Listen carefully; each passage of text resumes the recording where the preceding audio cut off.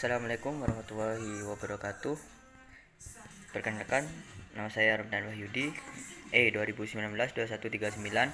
Di sini saya akan menambahkan video dari Bapak Abdul Wadud Nafis yang berjudul tentang kebijakan fiskal. Langsung saja, pengertian kebijakan fiskal menurut Kamus Besar Bahasa Indonesia, fiskal berkaitan dengan urusan pajak atau pendapatan negara. Kata fiskal sendiri berasal dari bahasa Latin yang berarti fiskus, yaitu nama seorang pemegang kuasa atas keuangan pertama pada zaman Romawi kuno. Secara harfiah berarti keranjang atau tas. Adapun kata fis dalam bahasa Inggris berarti pembendaharaan atau pengaturan keluar masuknya uang dalam kerajaan.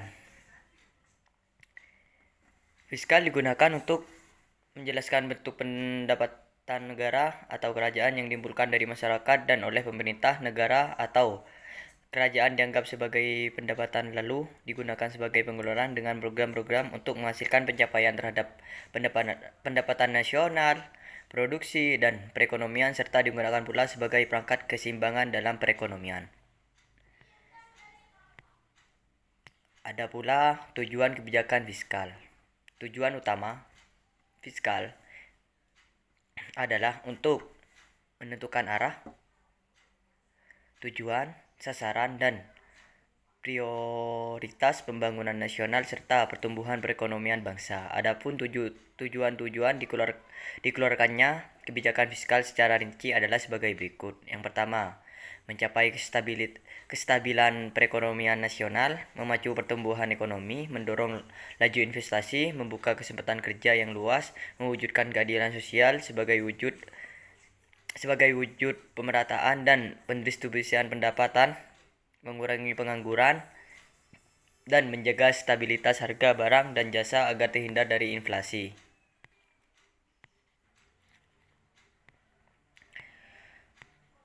Ada pula macam-macam kebijakan fiskal. Berdasarkan teori, kebijakan fiskal dari segi teori adalah bagaimana kebijakan itu dilihat secara non-praktis. Adapun macam-macam kebijakan fiskal dari segi teori adalah kebijakan fungsional. Kebijakan fungsional adalah kebijakan untuk pertimbangan pengeluaran anggaran dan penambahan kesempatan kerja yang dilakukan oleh pemerintah karena akibat tidak langsung dari pendapatan nasional. Ada pula kebijakan disengaja. Kebijakan disengaja adalah kebijakan fiskal yang dimaksudkan untuk mengatasi masalah-masalah ekonomi yang sedang dihadapi dengan cara memanipulasi anggaran belanja secara sengaja, baik melalui perubahan perpajakan maupun perubahan pengeluaran pemerintah. Ada 3 bentuk dari macam kebijakan fiskal ini, yaitu yang pertama membuat perubahan pada pengeluaran pemerintah, membuat perubahan pada sistem pemotongan pajak, membuat perubahan secara serentak baik pada pengelolaan pemerintah maupun sistem pengumutan pajak.